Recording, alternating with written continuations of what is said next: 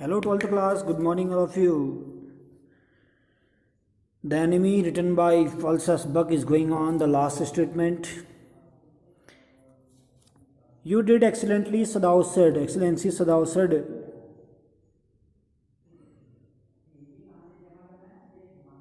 हमने जो कल लिया था यहाँ तक लिया था You did excellently, Sadao said. यानी कि आपने किया था महोदय कहता है वो वेल जनरल उत्तर देता है कहता है well the old man said in a tone of amazement so I did but you see I was suffering a good deal the truth is I thought of nothing but myself in short I forgot my promise to you ठीक है बूढ़े आदमी ने हैरानी की लय में कहा ऐसा मैंने किया था परंतु तुम देख रहे हो मैं काफ़ी पीड़ित था सच्चाई यह है कि मैंने केवल अपने बारे में ही सोचा संक्षिप्त में मैं अपने वादे को भूल गया था I wondered your excellency Sadao murmured मुझे हैरानी थी महोदय सदाओ बड़बड़ाया it was certainly very careless of me यह निश्चय ही मेरी लापरवाही थी जनरल ने कहा but you understand it was not lack of patriotism of और डेलिक्शन ऑफ ड्यूटी परंतु तुम समझते हो कि यह देशभक्ति की कमी या कर्तव्य की अनदेखी के कारण नहीं हुआ है he looked anxiously at his doctor if the matter should come out you would understand that would not you उसने चिंता में अपने डॉक्टर की तरफ देखा यदि मामला खुल जाए तो तुम समझोगे यह क्या नहीं समझोगे सर्टेनली निश्चित रूप से निश्चय महोदय योर एक्सलेंसी सदाओ ने कहा Sadao said he suddenly comprehended that the general was in the palm of his hand and that as a consequence he himself was perfectly safe उसने अचानक समझा कि जर्नल उसके नियंत्रण में है और यह कि परिणाम स्वरूप वह खुद भी सुरक्षित है I can swear to your loyalty excellency he said to the old general and to your zeal against the enemy मैं आपके प्रति वफादारी की कसम खा सकता हूँ महोदय उसने बूढ़े जनरल को कहा और दुश्मन के प्रति आपके उत्साह की कसम खा सकता हूँ कहता है Sadao you are a good man तुम एक अच्छे आदमी हो the general murmured and closed his eyes वो जनरल बड़बड़ाया और अपनी आंखें बंद कर ली यू विल बी रिवार्डेड तुम्हें इनाम दिया जाएगा बट सदाओ परंतु सदाओ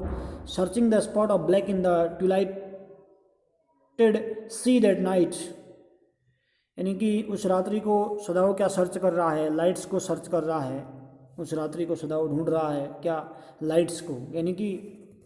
धब्बा ढूंढ रहा है कोई had his reward there was no prick of light in the dusk यानी कि सदाओ को उस रात को समुद्र के अंधेरे में काला धब्बा ढूंढते हुए इसका इनाम मिल गया था शाम को रोशनी का एक बिंदु भी दिखाई नहीं दिया there was no prick of light in the dusk no one was on the island कोई भी नहीं था टापू पर कोई भी नहीं था हिज प्रिजनर वॉज गॉन उसका कैदी जा चुका था सेफ मैंने सुरक्षित डाउटलेस मैंने बेशक for he had warned him to wait only for a Korean fishing boat क्योंकि उसको केवल एक कोरियाई नाव का इंतजार करने के लिए कहा गया था he stood for a moment on the veranda gazing out of the sea from whence the young man had come that other night वह एक पल के लिए बरामदे में खड़ा रहा उस समुद्र की तरफ देखता हुआ जहाँ से एक रात को जवान आदमी आया था उसके मन में यद्यपि क्या है and into his mind although without reason there come came other white faces he had known the professors at whose house he had met Hana कहते हैं कि यद्यपि अकारण ही दूसरे गोरे चेहरे आए जिनको वह जानता था वह प्रोफेसर जिनके घर में वह हाना से मिला था ही वॉज अ डल मैन एक उबाऊ आदमी था and his wife had been silly talkative women उसकी पत्नी मूर्ख बातूनी औरत थी in spite of her wish to be kind उसकी दयालु बनने की इच्छा के बावजूद भी he remembered his old teacher of anatomy उसे शरीर विज्ञान के बूढ़े अध्यापक की याद आई who had been so insistent of mercy with the knife and then the remembered the face of fat and स्लेटरनी landlady और उसको उस लैंडलेडी की याद आती है यानी कि उस मकान मालकिन की याद आती है मोटी गंदी मकान मालकिन का चेहरा याद आया he had great difficulty in the finding a place to live America because he was a Japanese क्योंकि उसको बहुत सारा कष्ट सहना पड़ा था अमेरिका में लोग धारणा क्या थी उसे अमेरिका में रहने के लिए जगह पाने में बहुत मुश्किल रही क्योंकि वो एक जापानी था। The Americans were full of prejudice and it had been better to live in it knowing himself their superior। कहते हैं कि अमेरिकी लोग पूर्व धारणा से भरे थे और इसमें रहना बड़ा कड़वाहट भरा था, या जानते हुए कि वह उनसे कहीं श्रेष्ठ था। How he had, despite to ignorant and dirty old women who had at last consented to house him of the miserable home। अंत में उसको महिला ने क्या दिया था, कमरा दे दिया था, मिजरेबल बड़ी गंदी कहते हैं, यानी कि भद्दा मकान रखने के लिए तैयार हो गई थी।